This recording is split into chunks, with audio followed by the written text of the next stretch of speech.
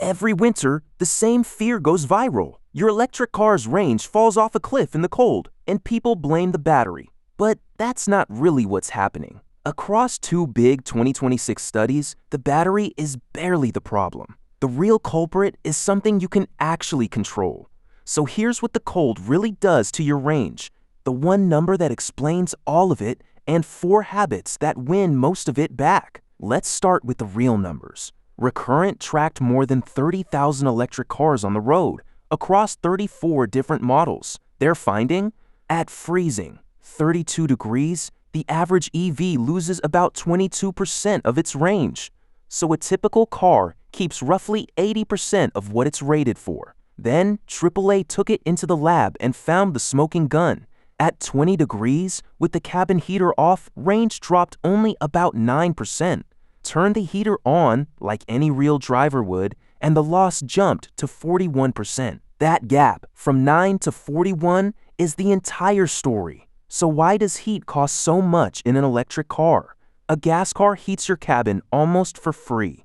It runs hot, and it just borrows that waste heat from the engine. An electric motor barely makes any heat, so the car has to create warmth from scratch using energy straight from the battery. And on a freezing morning, warming the cabin can pull as much power as actually driving the car. The battery is a little slower in the cold too, but that's minor. It's the heater doing the damage, which is exactly why this is fixable.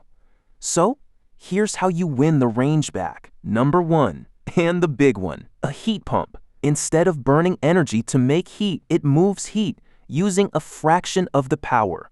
If you live somewhere cold, this is one of the most valuable options on the entire car. Number 2, preconditioning. While you're still plugged in, warm up the cabin using power from the grid, not your battery.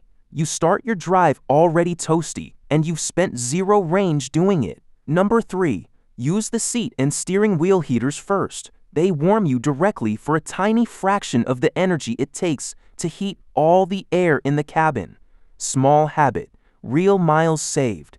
There's one more cold weather trick, and it's about charging. A cold battery accepts power slowly, so a winter fast charge stop can drag on far longer than you expect. The fix is the same idea, preconditioning. Warm the battery on your way to the charger, and it takes power much faster.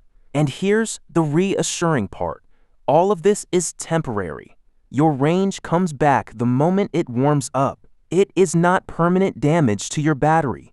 The only real long-term risk is repeatedly fast charging a freezing cold pack without warming it up first. So, what does this mean if you're buying? Plan for a winter buffer. Assume your real-world cold weather range is about 75 to 80% of the number on the window sticker. And if you face hard winters and drive long distances, prioritize 2 things: more rated range and a heat pump.